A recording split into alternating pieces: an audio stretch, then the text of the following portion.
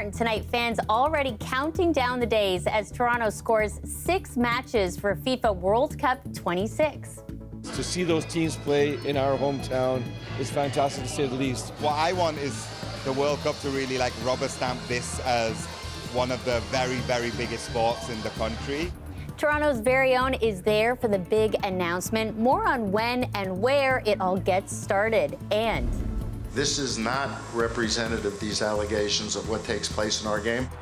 We're in London tonight, where hockey players from Canada's 2018 World Junior team are set to appear in court tomorrow to face sexual assault charges. And Cuveria Zahir is our Champions Wild Card champion. $100,000, and she's headed to the Tournament of Champions. We'll meet the psychiatrist and mom of 2 from Whitby, making waves on the Jeopardy stage. This is CBC Late Night News.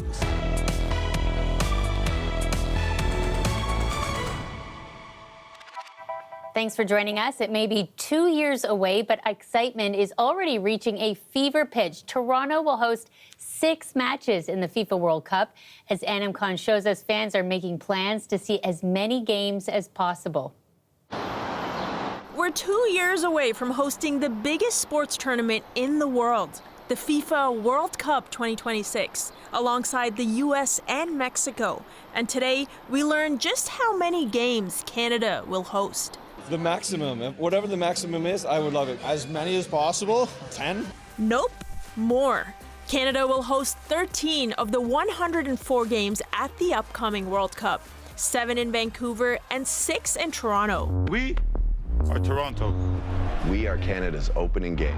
And Toronto's very own Drake joined FIFA's president to hype up the city. I think that it's just going to fill the streets with so much energy. Yeah, we'll be ready for you in Canada. The opening match for the men's soccer team in Canada will be held at BMO Field in Toronto on June 12, 2026. You know, hosting that amount of games will be super special.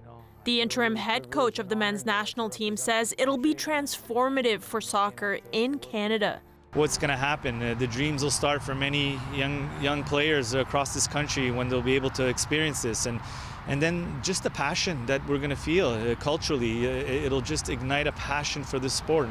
The city of Toronto sharing its excitement, saying the extraordinary global event is expected to pump big cash into the city. Nearly $400 million for Toronto, $460 million for the province, and $1.2 billion for Canada. And fans are already gearing up. Azaz Sheikh is planning to take a month off during the tournament. Because it's on home soil, why don't we just do a funky little road trip? Anam Khan, CBC News, Toronto. And a big weekend for hockey fans as NHL AllStar Fun took over Toronto. Maple Leaf superstar Austin Matthews gave the hometown fans plenty of reasons to cheer. Now Keller dashes back with Matthews. Matthews scores! There's a one-time signature shot by Austin Matthews. Yes, he scored 2 goals and added an assist in Team Matthews' 7-4 victory over Team McDavid in the championship game. And an added bonus, Matthew was named the All-Star MVP. Well, meantime, several hockey players are due in court tomorrow morning in London in a high-profile sexual assault case. The charges are in connection to an alleged group incident back in 2018. Megan Fitzpatrick is there and has more on what to expect. This will be the first court appearance for the 5 men since they were arrested and charged. It was 1 week ago today that Alex Formenton was seen going into the London police station with his 2 lawyers. He was then arrested and charged. Cal Foote had been charged a few days before that. Dylan Dubé and Michael McLeod being charged last Monday and Tuesday. It's our understanding that the men were released after they were arrested and charged, but it's not clear where they physically are now. 3 of the players live in the United States. Michael McLeod and Cal Foote are teammates on the New Jersey Devils. Carter Hart plays for the Philadelphia Flyers. Alex Formenton lives in Switzerland, playing for a team there. And Dylan Dubé plays for the Calgary Flames. All of the men are on leaves from their teams. They are each facing 1 count of sexual assault. Michael McLeod is facing a 2nd charge of being a party to an alleged offense of sexual assault. We have statements from lawyers for all 5 men. Those statements say say that their clients deny any wrongdoing, that they are innocent, and they intend on fighting against these allegations. These are allegations at this point. Nothing has been proven in court. Tomorrow's court appearance is expected to be a brief one, and the players are expected to appear by video. A few hours later, there will be a news conference with London Police. The current chief, Tai Trung, is expected to be there, as well as a detective from the sexual assault unit. The news conference will be held at a downtown convention center, not at the police station, likely an indication of how much media attendance they are expecting. Likely some of the first questions they will get are why now and what changed. London police first investigated this alleged assault back in 2018. The woman, who was 20 years old at the time, did give a statement to police, and they investigated for several months, but in early 2019, they closed the case without laying any charges. Then in 2022, TSN broke the story that a civil lawsuit had been filed by the woman. 8 players were in the lawsuit, as well as Hockey Canada and the Canadian Hockey League. It was settled out of court. This caused a huge controversy, and soon after, London police decided to take a second look at the case. They decided to reopen it and have been investigating since then. Now the charge is being laid in 2024. So they are likely to get a lot of questions about the investigation. They may not provide a lot of answers. They likely won't get into any details about the evidence that they've gathered. So a lot of questions. We'll have to wait and see what answers they provide. Megan Fitzpatrick, CBC News, London. Pro-Palestinian rallies continued across the province this weekend. Here in Toronto, the family and friends of a missing Palestinian Canadian are speaking out. His mother has been sick, worried. She is deteriorating in health. She is thinking the worst. She can't function, she can't sleep. All she does is wait by her phone, waiting for an email or waiting for a call from the government of Canada to find out where her son is. Mansour Sherman was last seen in Gaza on January 21st. According to family and friends, they haven't heard from him since. He was working as a citizen journalist, posting stories from on the ground to hundreds of thousands of followers. Today, Foreign Affairs Minister Melanie Joly says she has been in contact with her Israeli counterpart, as well as Schuman's mother. Global Affairs Canada has said it is aware of a missing Canadian in Gaza and is continuing to monitor the situation. The federal government says it's going to extend the ban on foreign nationals buying homes in Canada. The rule, first announced in 2022, will now be in place until the beginning of 2027. It bans foreign nationals and commercial enterprises from buying residential property in Canada, but there are exceptions for some international students, refugee claimants, and temporary workers. Now, critics have questioned the ban's effectiveness, saying it is unlikely having a significant effect on housing affordability in Canada, given the relatively small share of the overall market owned by non-Canadians. Big week and a lot of eyes set on Toronto City Hall this week as we inch closer to Council holding its final vote on the budget later this month. As Lane Harrison shows us, a small fraction of that multi-billion-dollar plan is still up for grabs. The mayor has sort of positioned this councillor Hunger Games. That's how Councillor Brad Bradford describes a looming debate over how to spend $8 million of unallocated funding in the proposed city budget. Etobicoke councillor Stephen Holliday agrees the cash will spark a fierce back and forth. My top priority is returning this money back to the taxpayers that trusted us with it in the first place. At least City Council should start on a footing of maintaining the existing services instead of cutting them. And that goes a long way to maintain the public's confidence in their government. Holliday wants to see the money used to offset the burden of a nearly double-digit increase in property taxes, something the mayor says is necessary to fill a shortfall. In a letter to councillors, she says the leftover funds could go to things like the arts or community safety. Councillor Bradford hopes it's the latter. The mayor cut $12.6 million from the approved police budget in her recent iteration, and that comes at the expense of our ability to hire the frontline officers. Chow maintains the police budget is not being cut. City staff recommended the force receive a roughly $7 million boost to their budget, but the service unsuccessfully argued it needed another $12.6 million on top of that increase. The mayor says the police are still growing in strength. This year there will be 200 new police officers. While Bradford says people feel unsafe in the city, others argue there are places aside from police stations to spend the millions, like Anna Willits with advocacy coalition Care Not Cops.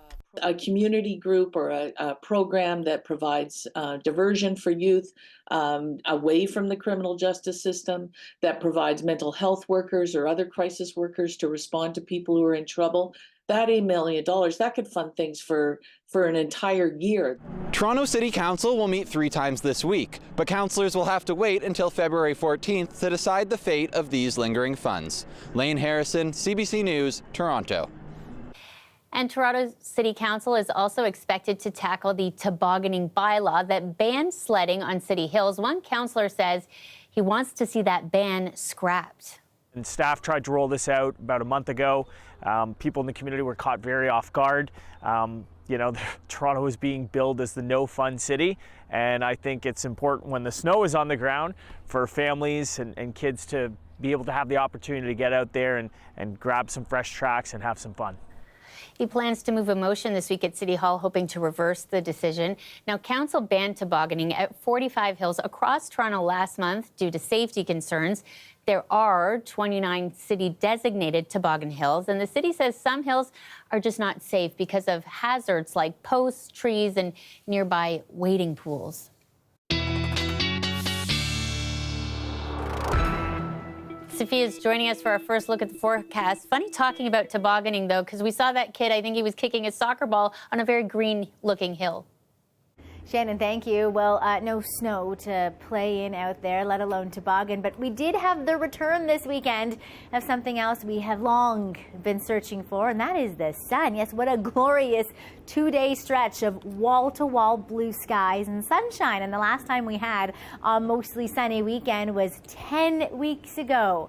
November the 18th and 19th, and then December played out with really only 3 clear and sunny days. And then January, as you know, had 26 overcast days along the same vein as December. That's when the griping and the complaining really hit a peak, and we were right, because January was the cloudiest month in 11 years. I know we've been talking about this stat for a couple days, but it really is poignant.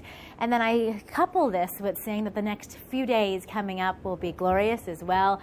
The sunny run is not coming to an end. Both Monday and Tuesday will be quite clear. Great overnights for stargazing as well. But coming up in the long range, I'll tell you about how the clear skies are followed by a real warm up and rain that will dash away any hopes you have of upcoming snow into the next week of February. That coming up in the long range. Okay, thanks, Sophia.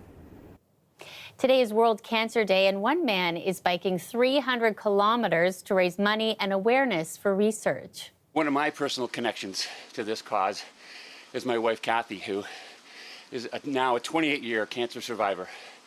Just after our 1-year anniversary, wedding anniversary, she was diagnosed with leukemia on Halloween, ironically. And she's here today because of research. She benefited from a brand new therapy that wasn't available a few years prior, and because of that therapy, she's thriving. We have a family, and I want to keep riding so that there's more stories like that.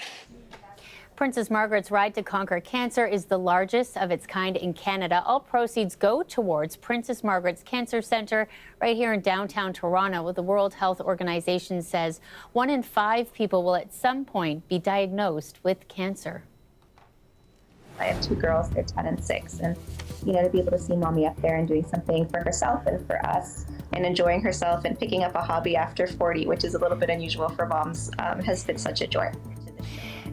Who is Javaria Zahir? That's something you might be wondering these days. And yes, we made sure to phrase that in the form of a question. We'll introduce you to the GTA's latest Jeopardy Champion. Plus, yes, the pool, very messy. I don't like it. It is a pesky problem that can be downright gross. Now, the City of Toronto has a new pilot project aimed at cracking down on pigeon poop.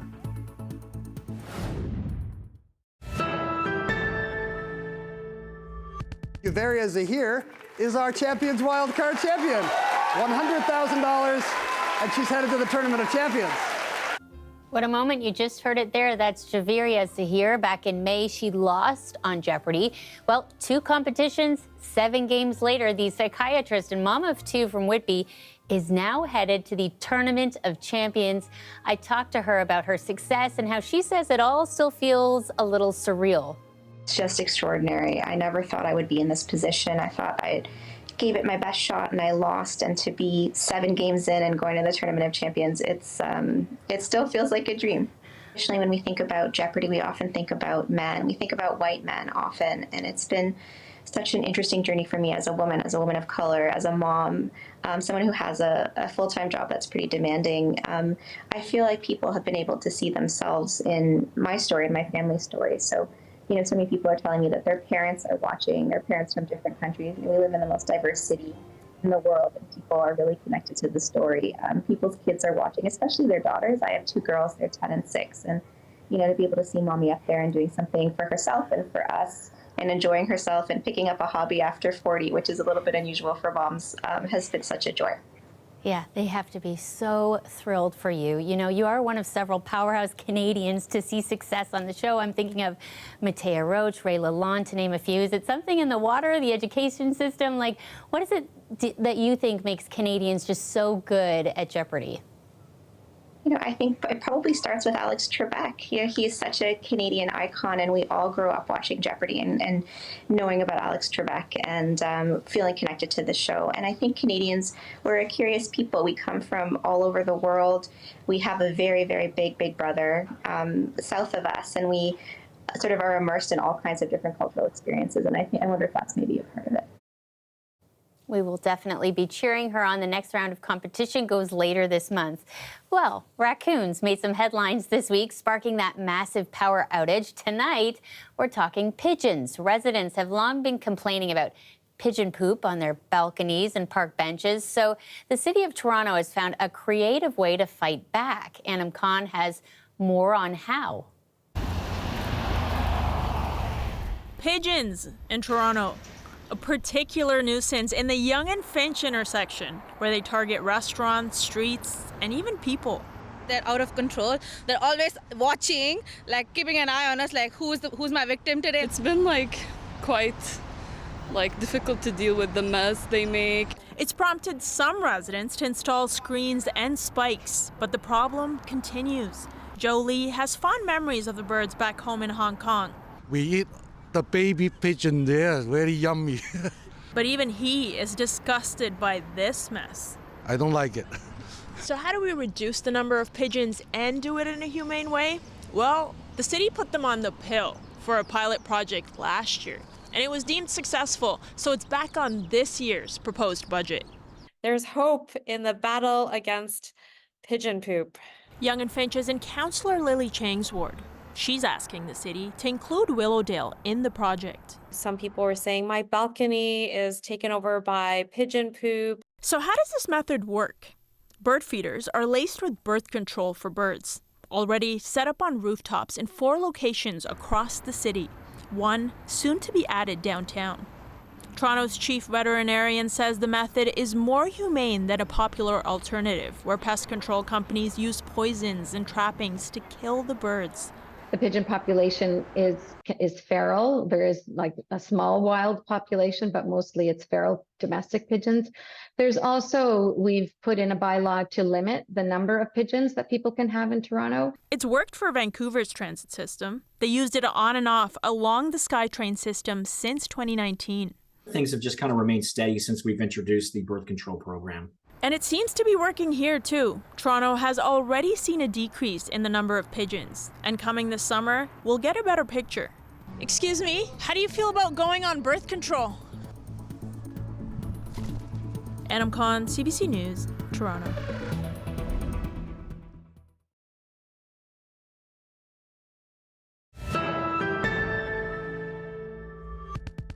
I have been coming here for the past maybe 3-4 years now, because I think in Scarborough Town Centre is a big celebration for Chinese New Year. You're looking at Chinese Lunar New Year festivities happening this weekend at Scarborough Town Centre. A 15-foot dragon is now on display, all in celebration of Year of the Dragon. It's one of many events happening right across the province.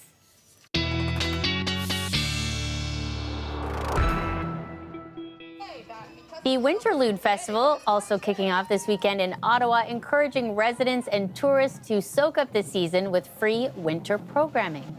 You can go tobogganing and you can just walk around and stay by a fire. I got to do the obstacle course. Obstacle course. I really wanted to go tubing. Yeah, there's really no shortage of fun things to do. Winterlude is on until February 19th. That looks delicious. Sophia's back with a look at our forecast, talking about that blue sky and the sunshine.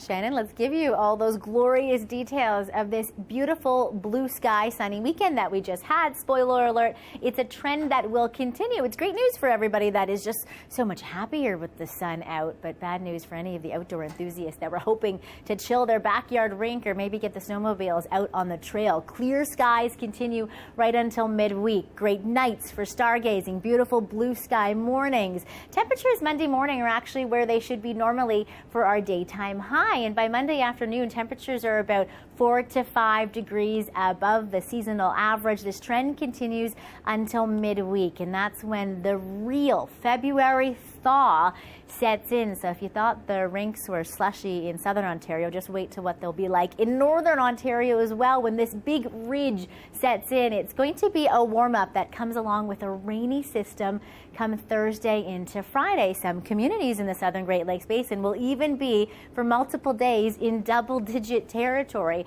as that southerly flow really pushes in, along with, yes, a really soggy day on Friday. Soggy for everybody, even far to the north of Timmins, up to James Bay, to Moosonee, Sault Ste. Marie, Sudbury. This is a rainy day on Friday that will really do a number on any of the snowpack that we have left throughout much of Ontario, even into northeastern Ontario, that hold on to a little bit of the cooler air in the first half of this upcoming work week. These temperatures, Shannon, in areas like Moosonee are about 20 degrees above the seasonal normal. An unreal warm winter it has been, but there still might be a little bit of winter weather left in the can as we head towards the end of February. It's coming. Thanks, Sophia. Well, finally tonight, breakdancing stars took to the stage in Toronto at Canada's first ever Rock Harder event, just ahead of the Paris Olympics later this summer.